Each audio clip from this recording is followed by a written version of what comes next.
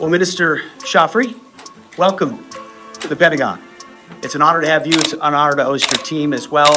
Your visit demonstrates the importance that the War Department places on our growing security relationship, and it is growing and active. Oke, jadi jika tadi kita bahas kunjungan Pak Prabowo ke Rusia yang membahas banyak hal mulai dari geopolitik, moneter, militer hingga antariksa.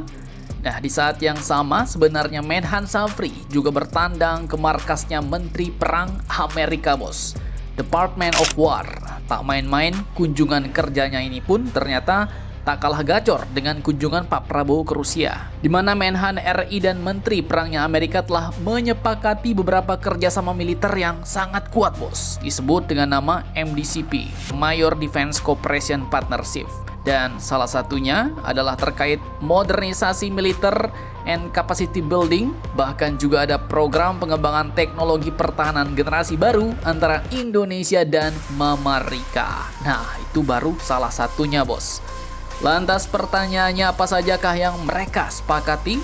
Mengapa disebut Major Defense Cooperation Partnership? Kemudian yang kemarin lagi heboh dibahas, apakah permintaan akses udara Indonesia tanpa batas untuk militer Amerika kemarin dibahas juga?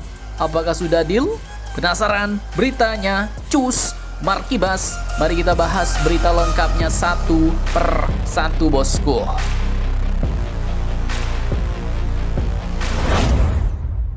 Oke, kita bahas dari awal, bos. Jadi, tanggal 13 April 2026 di jantung pertahanan Amerika Serikat di Pentagon di Washington DC, Menteri Pertahanan kita Bapak Shafri telah melakukan kunjungan resmi dan bertemu langsung dengan Menteri Perangnya Amerika, yaitu Mr. Pete Hegseth.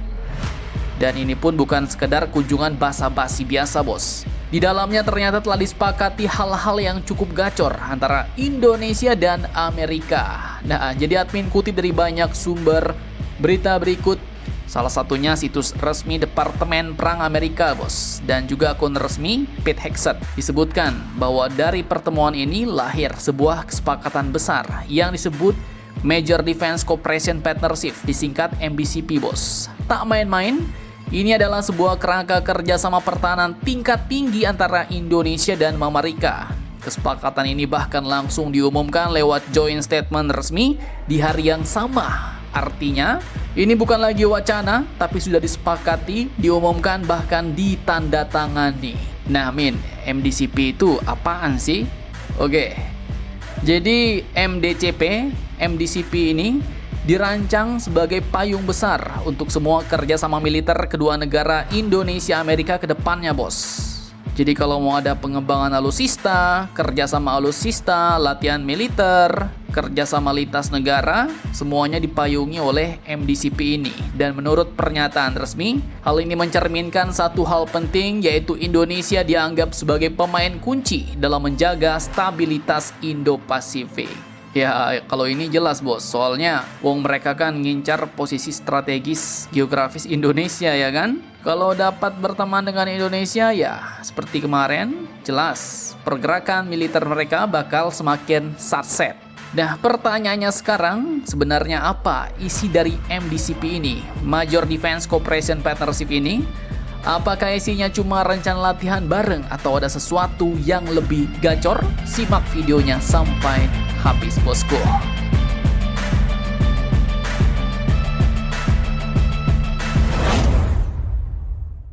Oke, sekarang kita bongkar isi jeroannya MDCP, bos.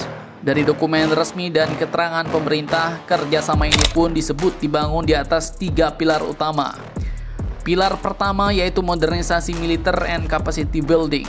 Ini artinya negara kita akan didorong untuk meningkatkan kemampuan militernya, baik dari sisi teknologi maupun sistem, bos.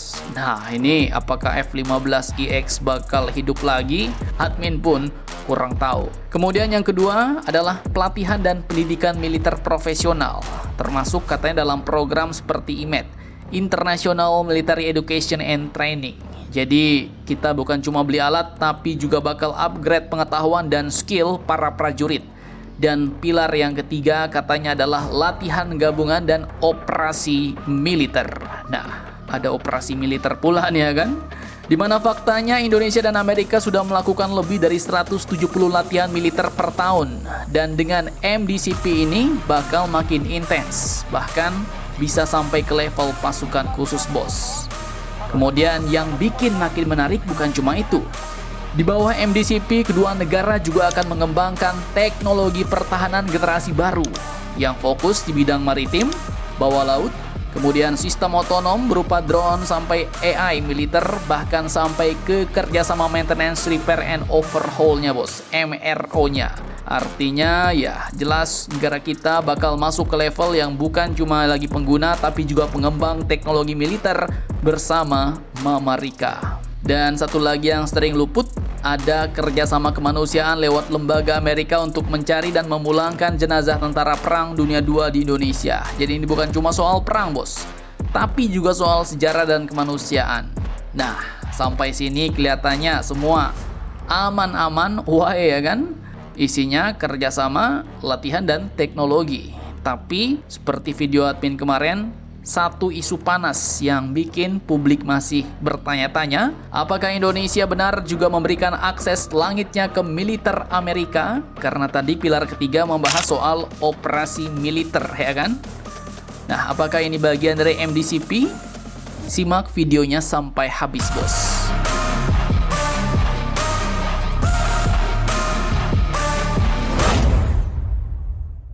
Oke, sekarang kita masuk ke topik yang paling ramai dibahas, overflight clearance alias izin pesawat militer Amerika untuk melintas di wilayah udara Indonesia.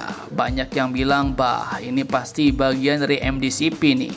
Tapi tenang dulu bos, karena ternyata faktanya tidak. Admin kutip dari beberapa sumber berita resmi berikut.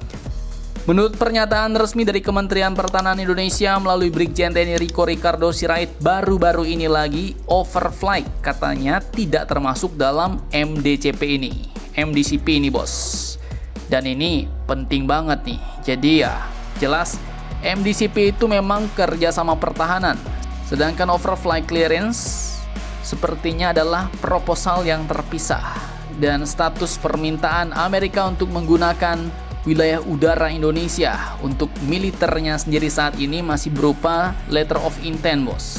Jadi baru pengajuan awal sekali, surat tanda ketertarikan ya kan, surat tanda niat, artinya belum disetujui, juga belum mengikat, tidak mengikat, bahkan masih dalam tahap kajian internal pemerintah Indonesia. Dan yang paling penting, Indonesia pun telah menegaskan bahwa semua keputusan nantinya akan tetap diambil berdasarkan kedaulatan negara, kepentingan nasional, dan politik luar negeri bebas aktif. Jadi ya jelas gak ada tuh cerita langit Indonesia dibuka bebas untuk militer Indonesia bos. Santai. Langit kita jelas bukan jalan tol bagi militer mereka. Enak aja ya kan.